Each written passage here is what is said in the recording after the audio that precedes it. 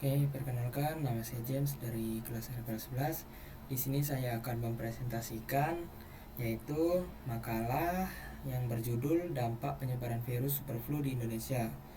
Oke, lanjut saja kita ke pembahasannya yaitu di bab 2. Nah, di bab 2 ini pada pembahasan pertama ini ada pengertian virus superflu. Apa sih itu virus superflu? Superflu ini ialah istilah virus yang digunakan untuk menggambarkan jenis flu dengan tingkat penularan yang lebih tinggi dan gejalanya itu lebih berat daripada flu-flu yang pada umumnya atau biasanya. Superflu ini dikaitkan mutasi virus flu itu virus flu influenza. Dia ini mampu menyebar lebih cepat dan menyerang sistem pernapasan pada manusia. Lalu superflu ini merupakan istilah medis resmi yang bertujuan untuk memudahkan masyarakat memahami ancaman flu varian baru. Pemerintah Indonesia juga telah melakukan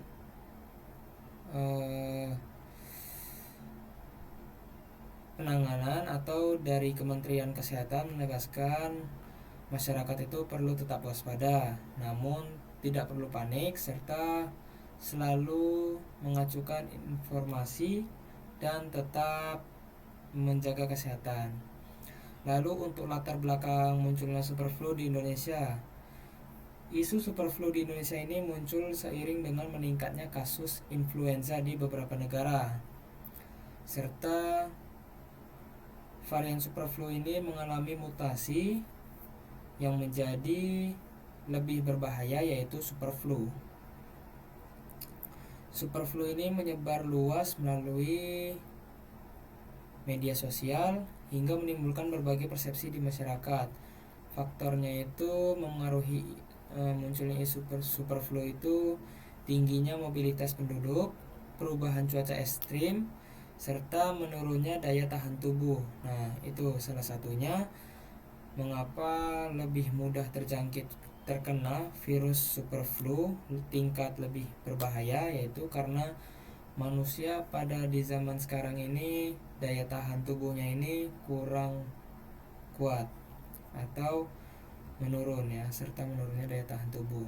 Nah, ini bisa kita lihat untuk anak zaman sekarang ini sering meminum atau memakan yang menggunakan gula berlebih dan kurang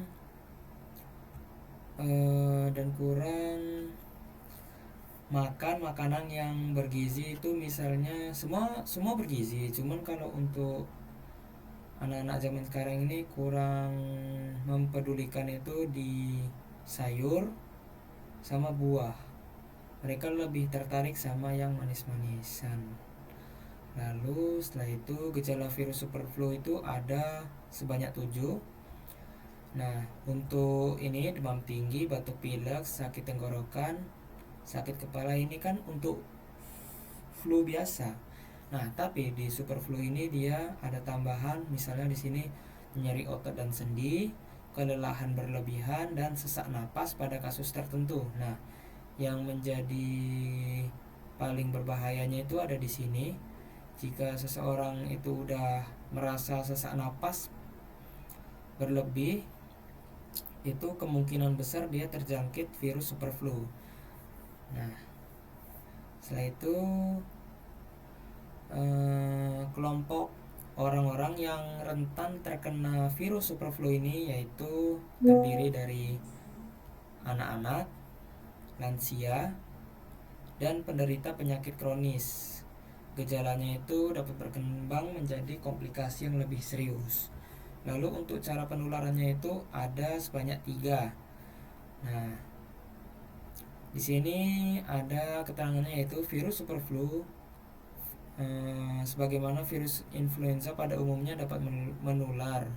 Nah, misalnya di sini di virus superflu ini ada percikan saat penderita batuk, bersin atau berbicara. Jadi ketika si orang ini terjangkit virus superflu, Terus dia batuk, bersin atau berbicara, misalnya air liurnya itu atau air ludahnya itu nyemprot gitu ke orang itu, kemungkinan orang itu bisa terjangkit super flu juga. Lalu untuk kontak langsung dengan penderita seperti berjabat tangan. Nah, ini tidak asing lagi ya untuk kontak dengan penderita seperti berjabat tangan. Ini seperti virus yang tahun lalu yaitu COVID-19. Ini agak sedikit mirip. Lalu di sini ada menyentuh permukaan yang terkontaminasi virus kemudian menyentuh wajah, hidung dan mulut. Nah, ini juga seperti virus COVID-19, tetapi ini juga terdapat di virus super flu.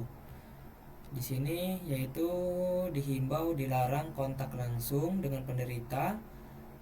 Lalu dilarang juga misalnya asal megang benda atau apa lalu langsung menyentuh bagian wajah, hidung dan mulut.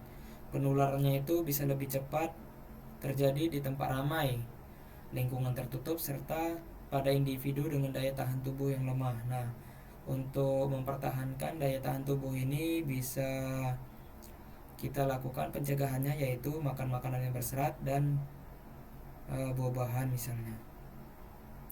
Oke, selanjutnya dampak superflu bagi kesehatan masyarakat. Dampaknya itu tidak hanya dirasakan secara individu tetapi juga secara sosial.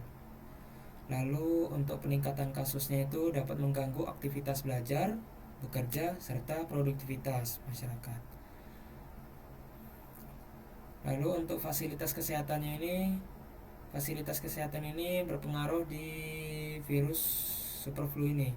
Jadi jika suatu negara atau tempat itu fasilitas kesehatannya itu kurang, maka akan lebih mudah juga si virus superflu ini menjangkit orang-orang yang daya tahan tubuhnya lemah.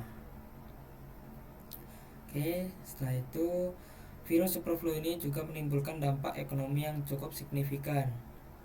Meningkatnya jumlah penderita menyebabkan biaya pengobatan dan perawatan kesehatan meningkat. Nah, ini maksudnya ini jika banyak orang yang terjangkit virus superflu, maka di rumah sakit kan akan banyak orang yang berobat tuh. Maka biaya obat dan perawatannya itu semakin meningkat. Bisa kita contoh sebagai virus COVID-19 ya, kurang lebih seperti itu. Banyak orang yang terjangkit di rumah sakit kan, terjangkit di luar lalu berobat ke rumah sakit. Nah, ini memberatkan si pasien bayar pengobatan dan perawatannya.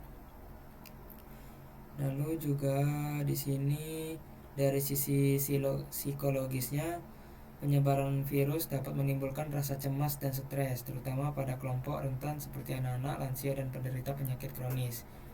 Nah, jadi psikologisnya ini terganggu bila misalnya anak-anak, lansia dan penderita penyakit kronis ini terkena penyakit ini. Lalu penyebaran superflu ini berpotensi memperlebar kesenjangan sosial. Jadi maksudnya di sini memperlebar kesenjangan sosial.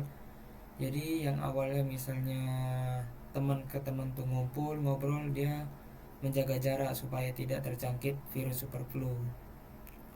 Oke, selanjutnya di sini upaya pencegahan penyebaran virus superflu. Di sini dapat menerapkan pola hidup yang bersih dan sehat. Pola hidup bersih itu misalnya dari menggunakan hand sanitizer mungkin ya, karena kan tadi di awal itu tidak boleh menyentuh mulut, wajah gitu kan.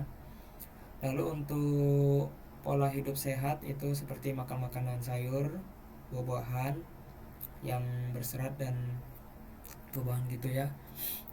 Lalu di sini rajin mencuci tangan secara rutin dengan sabun.